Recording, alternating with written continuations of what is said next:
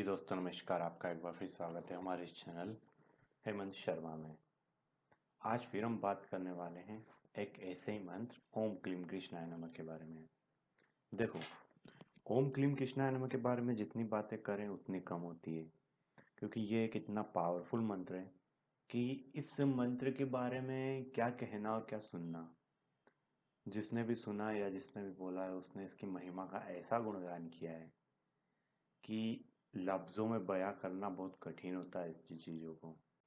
देखो, ओम क्लीम कृष्णाय का जो जादू है ना वो इतना प्रभावशाली होता है कि मैं जो आपके सामने आज उसका एक बहुत ही अच्छा सा एक इतना अच्छा अनुभव लेके आया हूँ, जिसको अगर आप सुनेंगे ना तो आप सुन के आप खुद आपका खुद का दिल उसको सुन के इतना गदगद हो जाएगा कि आप इस मंत्र के फैन हो जाओगे। कि फैन यानी कि आप इस मंत्र को भगवान मानने लगो कि मेरा भगवान ही ये मंत्र है। तो हुआ एक्चुअली ऐसा है कि एक परिवार घूमने जाता है किसी बड़े त्योहार में।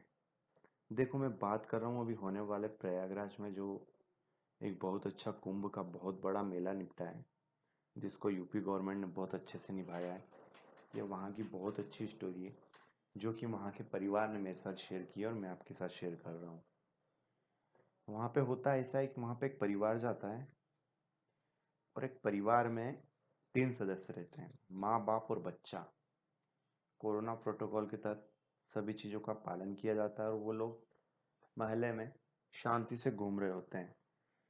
साधु संतों का आशीर्वाद लेने के बाद वो लोग अपने घर के लिए निकलते हैं और अच्छे से गंगा में स्नान करके दर्शन करके संतों का आशीर्वाद लेकर पूजा पाठ करके जो कुंभ का फायदे होते हैं, जो कुंभ में स्नान करके वो सारी दिनचर्या निपटा के वो वहां से निकल रहे होते हैं।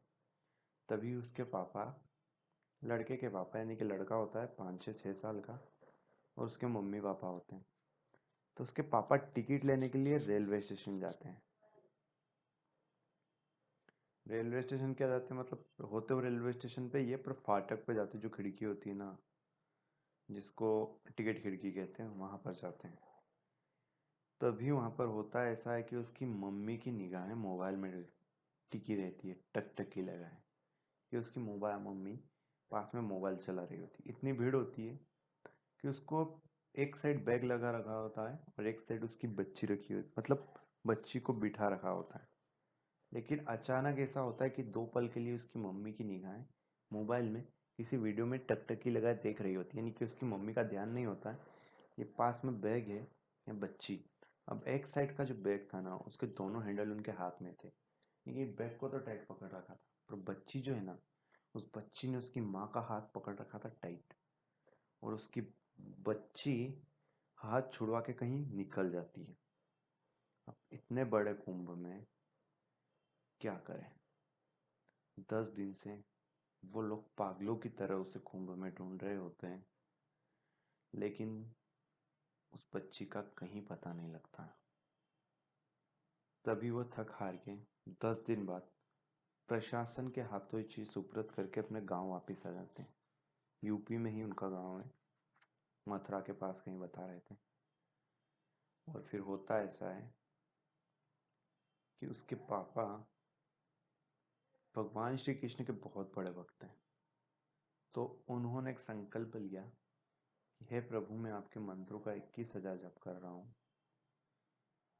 मुझे मेरी बेटी मिल जाना चाहिए। जो भी संकल्प लिया उन्होंने भगवान श्री कृष्ण के सामने, और ऐसा उनके चरणों में अभिवादन करके बोल के उन्होंने कुछ भी नहीं किया, नॉर्मली मंत्र जब चालू कर दिया। मंत्र जब चालू ही किया था कि चौथे ही दिन मथुरा प्रशासन का एक आदमी उनके पास आता है, जो एड्रेस वो वहां प्रयागराज में लिखवा कर आए थे। उनको कहा जाता है आपकी बेटी मिल चुकी है। ये जो होता है ना ओम क्लीम कृष्णाय नमः का प्रभाव, मतलब अब किन लफ्जों में बयां करें इन छोटी छोटी घटनाओं को।